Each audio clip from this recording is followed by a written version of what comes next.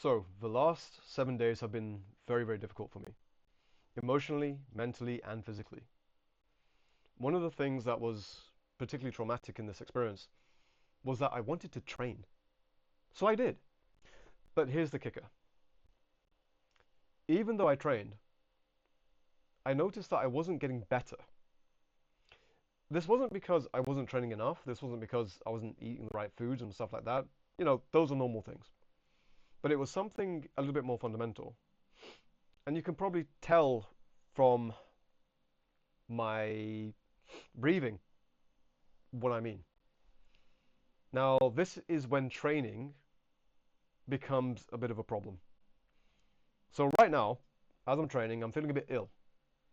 I have a bit of eye, not necessarily an eye problem, my eyes just burn and my sinuses are getting a bit stuck. I'm sniffing, there's mucus coming out of my nose. You know, um, my throat, for example, is burning. My phlegm coming out, headaches, this kind of thing, right? So all of these sort of things have happened within the past, 1 to 2 weeks. I'm getting a bit better, but the thing that I want to address is when you train, the general advice is don't train if you have symptoms from the neck up. Yeah? This includes what I just described. Why?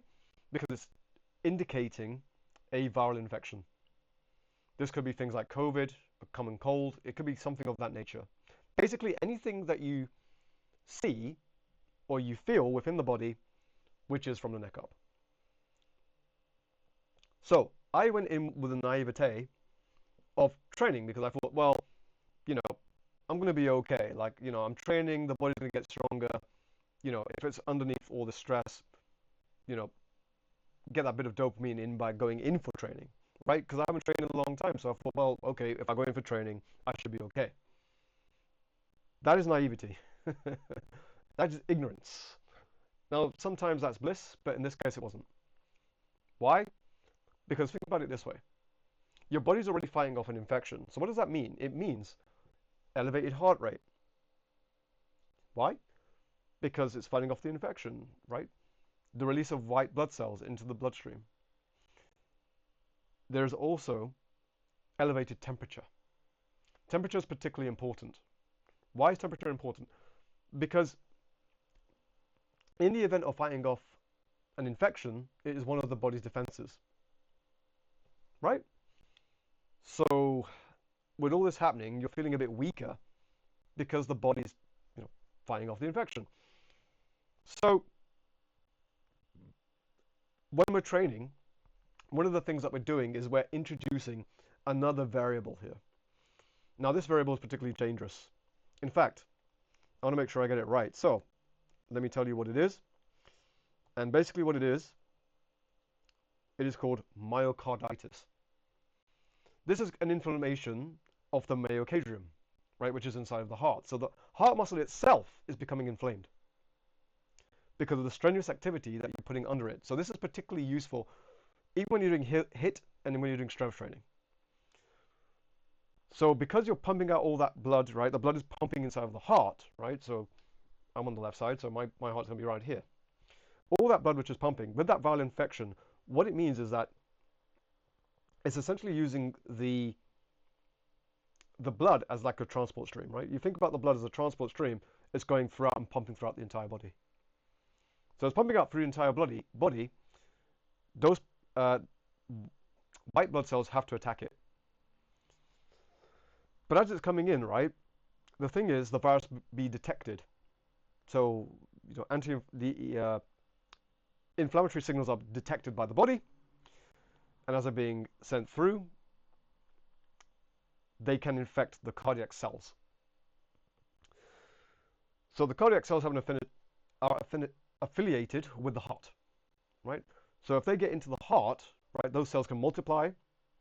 In other words, the infection, they can multiply, and that can cause not only elevated core temperature, elevated heart rate, all that kind of stuff, which further putting stress on the system.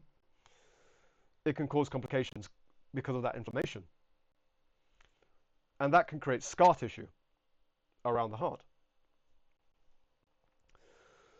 So because of those complications, you can actually end up damaging the heart. And that's generally because of the HIIT, the strength training, that kind of thing, because of the cold, because of the viral infection. So what I mean by that is viral infections can cause damage in that sense. Doesn't necessarily mean, uh, it doesn't mean that, a small, just a small like sniffle, for example, maybe that's okay here and there, relatively. But an intense workout with symptoms above the neck, generally a no-go for those particular reasons. They can cause damaging health effects, and that's one thing that I wish I knew as I was training, because it would actually have sped up my recovery. It would have sped up my recovery, because I was going in there thinking, if I'm going to work out, that should increase my immune system, right? That should allow me to become stronger, right? Because I'm eating the right foods. My body's under stress, right? Because of the training, right? We think about hypertrophy, we think about stamina, right? These are the sort of things that we think about. But what I realized was actually this is not the right way to train, and maybe it's better just to rest. Up to a point. Why is that? Because what I realized was even if you're resting, the body's still fighting off the infection, which is correct, but you can actually do moderate exercise.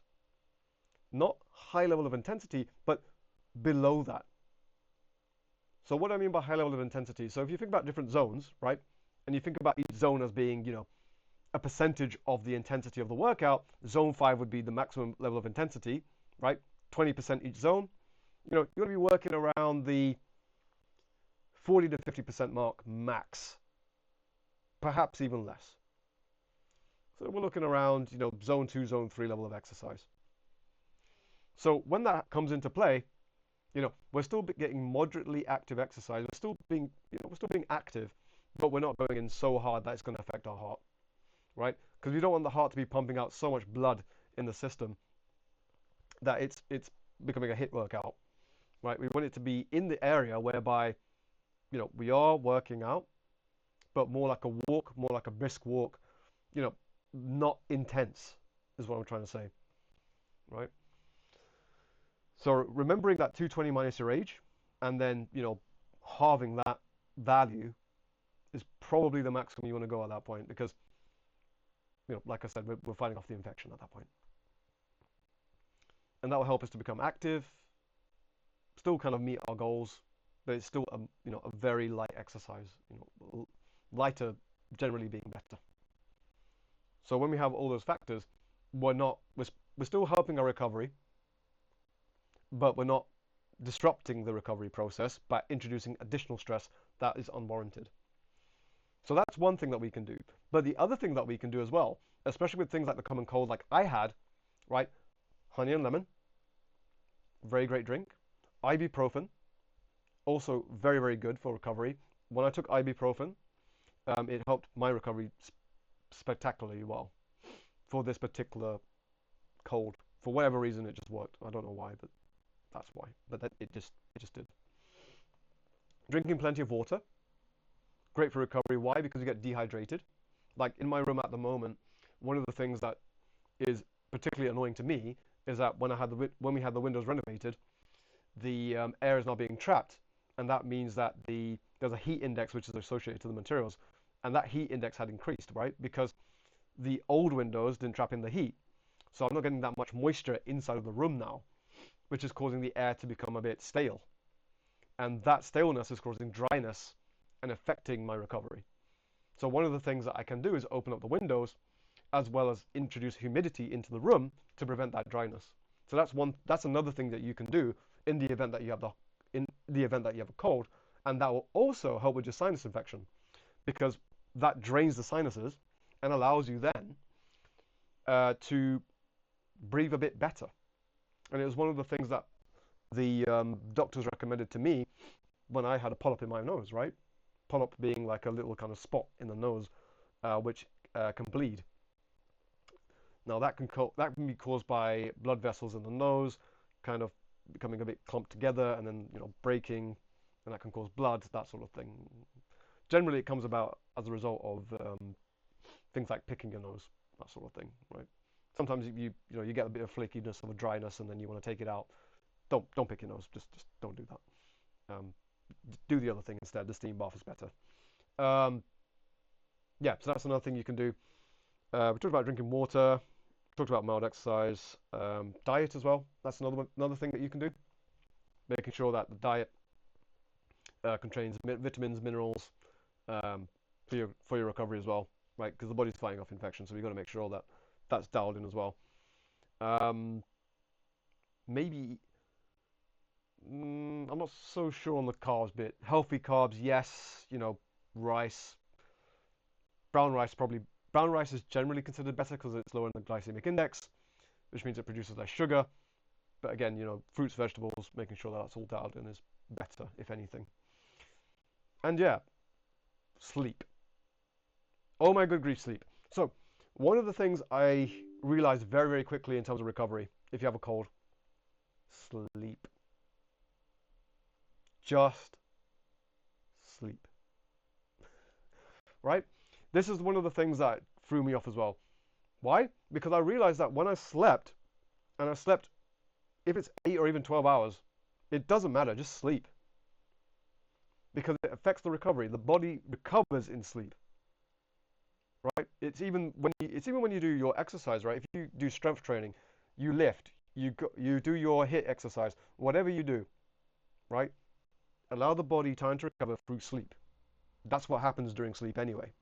You reset the body, sleep, go into your different dream states, right? I think it's called Theta 3 or something. The theta states basically, whereby you go into like deep REM level sleep. That's what you want, deep REM level sleep, which then affects the body. You feel well rested, you've had your sleep, you feel alert the next day. Yeah, simple stuff, nothing too major, right? But when you have a cold, sometimes it's a bit more difficult because of the headaches and all that kind of stuff. For me particularly, I found that there's a way that you can get rid of headaches in 2 hours. In fact, I call it the rest, relax, eat, drink, sleep system. And that's basically it. Don't need to do anything more. Rest, relax, sleep, drink, eat. Not in that particular order, but basically that's the system. So if I was to do it in order, I would say something like this, right? Drink water, eat something,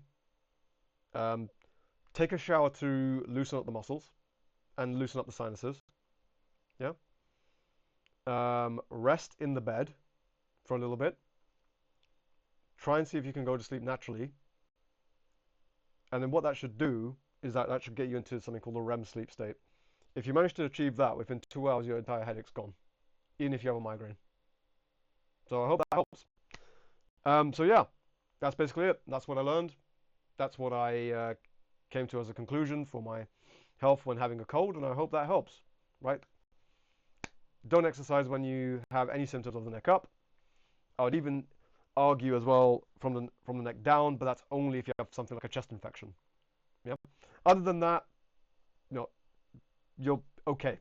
You're probably tired, but you're okay, right? The thing that we're looking out for here, to sum up, is infection. The word infection. Viral infection,